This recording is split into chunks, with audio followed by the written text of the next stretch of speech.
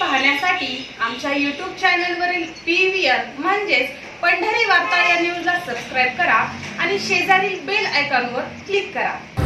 नमस्कार, आता आपण आहोत सांगोला शहरातील सांगोला शहर विकास आघाडीच्या कार्यालयासमोर। सांगोला शहरामध्ये सध्या नगरपालिका निवडणुकीची रणधुमाळी सुरू असून दोन पक्ष या ठिकाणी एकत्र आल्याचं दिसतं या आघाडीच्या माध्यमातून। खरं तर शेतकरी कामगार पक्ष हा कामगार कष्टकरी शेतकरी यांच्या विचारासाठी यांच्या हक्कासाठी लढणारा एक पक्ष म्हणून त्याची महाराष्ट्रभर प्रतिमा होती। आज तो पक्ष रायगड जिल्ह्यापुरता आणि सांगोला तालुक्यापुरता मर्यादित झाला आहे असंही एक राजकीय विश्लेषण सातत्याने आता मांडण्यास सुरुवात झालेली आहे। सांगोल्याचे आमदार बाबासाहेब देशमुख यांनी स्वर्गीय माजी आमदार गणपतराव देशमुख यांच्या विचाराशी आपली निष्ठा बाळगत शेतकरी कामगार पक्षाचा झेंडा आपल्या खांद्यावर घेतला आणि त्या पक्षातून निवडणूक लढवून ते विजयी झाले। मागील वर्षी झालेल्या विधानसभा निवडणुकीवेळी सांगोला शहर असो अथवा सांगोला तालुका विकास निधीच्या कोट्यावधीच्या आकड्यांनी या तालुक्यामध्ये मोठ्या चर्चेचा काहूर उठला होता। शिवसेनेचे आमदार राहिलेले शहाजीबापू पाटील यांनी त्या प्रचारादरम्यान सांगोला शहरामध्ये करण्यात आलेल्या विविध विकास कामांची आणि त्यासाठी उपलब्ध झालेल्या निधीची एक पुस्तिका काढली होती। परंतु त्या विधानसभा निवडणुकीमध्ये शहाजीबापूला इथल्या जनतेने मोठ्या मताधिक्याने नाकारण्याचं दिसून आलं।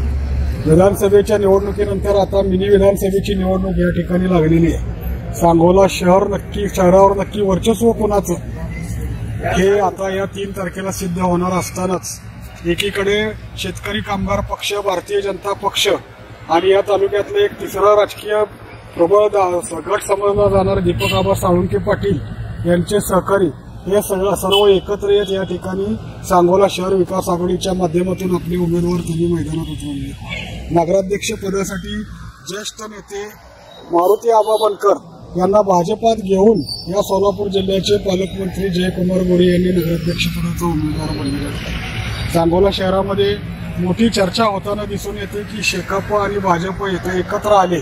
मागील निवडणुकीमध्ये लोकसभा निवडणूक असो अथवा विधानसभा निवडणूक एकमेकांविरोधामध्ये राजकीय शेड्यू ठोकणारे या पक्षाचे पदाधिकारी आता सांगोला शहरासाठी कसे काय एकत्र येऊ शकतात अशी टीकाही त्यांच्यावर होताना दिसून येत आहे। मात्र याच वेळी या आघाडीचा मूळ हेतू जर त्यांच्याकडून जाणून घेण्याचा प्रयत्न केला तर या शहराच्या विकासासाठी आम्ही एकत्र आलो आहोत।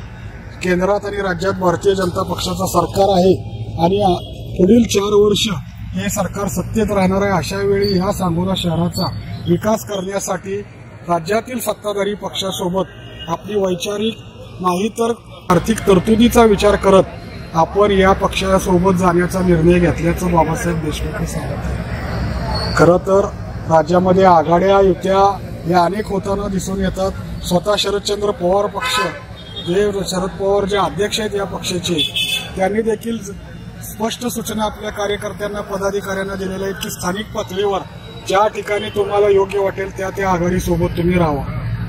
जर ज्येष्ठ नेते शरद पवार अशा पद्धतीची मोकळीक आपल्या पक्षाच्या समर्थकांना राज्यभरातल्या आदेश देत असतील तर शेकापने या विचारधारेशी जोडलं जाऊन भाजपसोबत हात मिळवणी करण्याचा जो निर्णय घेतला आहे तो सांगोला शहरातील जनतेला किती रुचतो, सांगोला शहरातील जनता निश्चितपणे त्याला पाठबळ देणार का हे निवडणुकीच्या निकालानंतर जरी स्पष्ट होणार असलं तरी या शहराची जी भौतिक प्रगती आहे, या शहरात जे निरनिराळे विकासाचे दावे केले गेलेले आहेत, मागील नगरपालिका निवडणुकीमध्ये सांगोला शहरातील जनतेने दुहेरी कौल दिला होता। या ठिकाणी नगरपालिकेमध्ये बहुमत हे विरोधी आघाडीचं होतं आणि सांगोल्याचा नगराध्यक्ष शहाजीबापू पाटील यांच्या विचाराचं होतं, त्यांच्या आघाडीचा होता। खरं तर सांगोला शहराचा मागील 5 वर्षाच्या कालावधीमध्ये काय विकास झाला यावर इथल्या जनतेमध्ये मतमतांतर जरूर आहेत। परंतु सर्वसामान्य जनतेचा जर कानोसा घेण्याचा प्रयत्न केला तर सांगोला शहर हे आखबूज प्रमाणे रेखीव आखीव नाही, हे ओबडधोबड विस्तारत चाललेलं शहर आहे।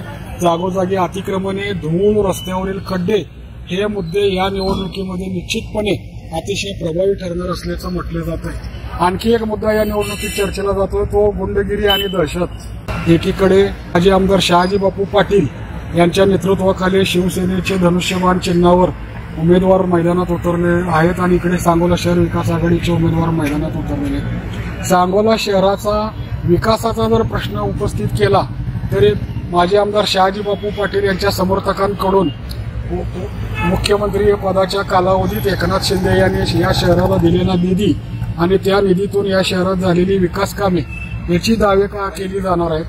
तर या शहरामध्ये कोट्यावधी रुपयांचा निधी येऊन देखील या शहरामध्ये केवळ ठेकेदार आणि ठेकेदारांच्या सोबत वावरणारे पुढारी यांचेच कसे खिसे भरले गेले याची मांडणी या शहर विकास आघाडीच्या माध्यमातून त्यांचे समर्थक करताना दिसून येणार आहेत. मात्र एक प्रश्न निश्चित या शहर तालुक्यातील नव्हे तर सोलापूर जिल्ह्यातील जनतेला पडणार आहे की सांगोला हे सोन्याचं म्हटलं जातं.